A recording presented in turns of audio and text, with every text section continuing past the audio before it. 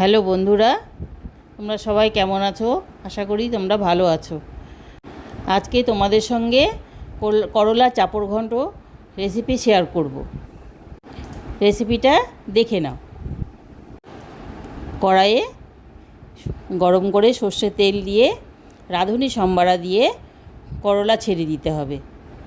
করলা নাড়াচাড়া করে নিয়ে তারপরে আলু ছেড়ে দিতে হবে। তারপরে হলুদ, লবণ, কাঁচা লঙ্কা দিয়ে একটু ভাজা ভাজা করে নিতে হবে। ততক্ষণ ভাজা ভাজা হচ্ছে আমি চাপড়টা তৈরি করে নিই। আগে থেকেই ডাল বেটে রেখেছিলাম। কড়াইয়ে হালকা তেল দিয়ে সেই ডাল বাটাকে ছড়িয়ে দিতে হবে। এদিকে আলু করলা একটু ভাজা ভাজা হয়ে গেছে, আর আমি জল দিয়ে একটু ঢাকা দিয়ে দেব। এদিকে দেখো চাপড়টাও হয়ে গেছে, আমি একটু নাড়াচাড়া করে নিলাম। কিছুক্ষণ ঢাকা দেওয়ার পরে আলু করলাটা সিদ্ধ হয়ে গেছে।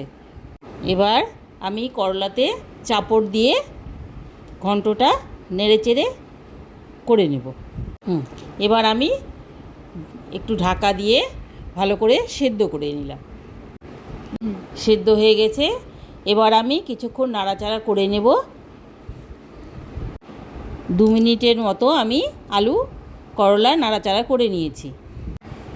এরপরে একটু মিষ্টি দিলাম, তারপরে আদা বাটা দিয়ে ঘি দিয়ে নাড়াচাড়া করে নামিয়ে দিতে হবে।